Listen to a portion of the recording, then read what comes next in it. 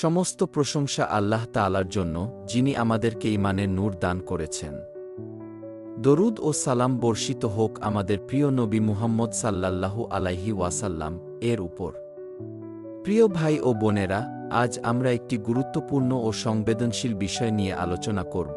ইসলামে জাদু, সিহর কি, জাদুর বাস্তবতা কতটুকু, কুরআন ও সহিহ হাদিস এ বিষয়ে কি বলে, এবং একজন মুমিন হিসেবে আমাদের করণীয় কি।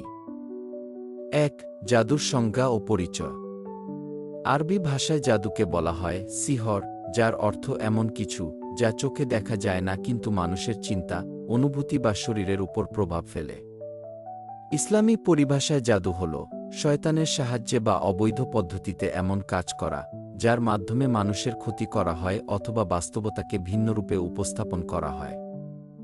কুরআনে জাদুর বাস্তবতা। ১. জাদুর অস্তিত্ব প্রমাণিত। আল্লাহ তাআলা কুরআনে স্পষ্টভাবে জাদুর অস্তিত্বের কথা উল্লেখ করেছেন। সূরা আল বাকারা, আয়াত ১০২। তারা হারুত ও মারুতের মাধ্যমে এমন জাদু শিক্ষা করত যা দ্বারা স্বামী ও স্ত্রীর মধ্যে বিচ্ছেদ ঘটানো হয়। অথচ আল্লাহর অনুমতি ছাড়া তারা কারো ক্ষতি করতে পারে না। এই আয়াত থেকে প্রমাণিত জাদু বাস্তব। জাদু দ্বারা ক্ষতি হতে পারে, তবে আল্লাহর অনুমতি ছাড়া কিছুই ঘটে না।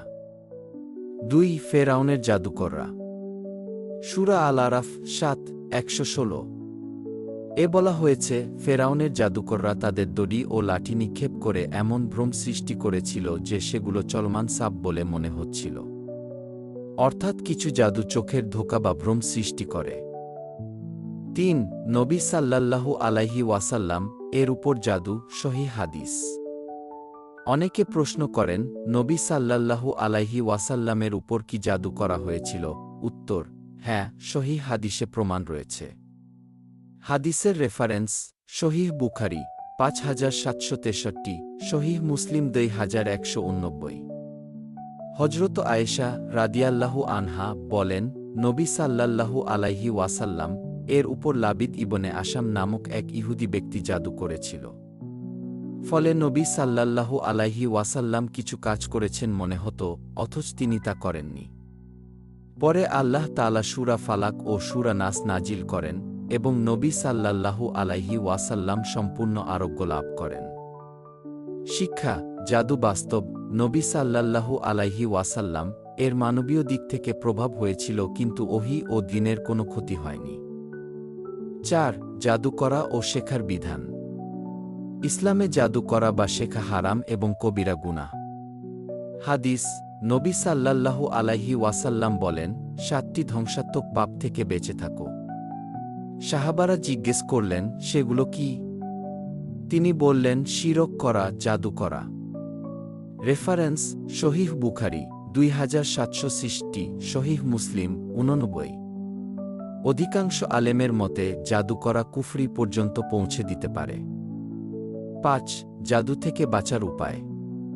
প্রিয় মুসলিম ভাই ও বোনেরা, জাদু থেকে বাঁচার জন্য ইসলাম আমাদের কিছু শক্তিশালী আমল শিখিয়েছে। ১. ৫ ওয়াক্ত নামাজ আদায়। ২. সকাল সন্ধ্যার জিকির।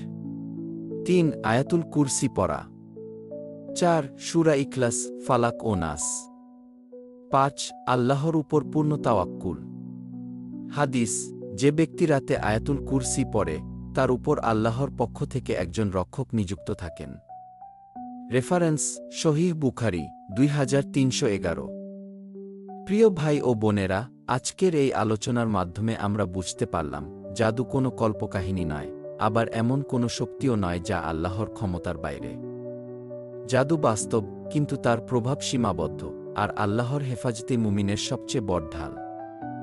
মনে রাখবেন, যে হৃদয় আল্লাহর জিকিরে জীবিত, সে হৃদয়ের উপর কোনো জাদু স্থায়ী হতে পারে না। যে ঘর কুরআনের তিলাওয়াতে আলোকিত, সে ঘরে শয়তান প্রবেশ করতে পারে না। আর যে বান্দা আল্লাহর উপর ভরসা করে, তাকে কোনো অদৃশ্য শক্তিই ক্ষতি করতে পারে না। আসুন আমরা ভয় নয়, ঈমানকে শক্ত করি। কুসংস্কার নয়, কুরআন ও সুন্নাহকে আঁকড়ে ধরি। মানুষের কাছে নয়, সমস্যা নিয়ে আল্লাহর দরবারে ফিরে যাই। হে আল্লাহ, আপনি আমাদের ঈমানকে মজবুত করুন। আমাদের ঘর, পরিবার ও সন্তানদের জাদু, হিংসা ও শয়তানের সব ষড়যন্ত্র থেকে হেফাজত করুন। আমাদের অন্তরকে কুরআনের নূরে ভরিয়ে দিন এবং মৃত্যু পর্যন্ত ঈমানের উপর অবিচল রাখুন। আমিন ইয়া রব্বাল আলামিন।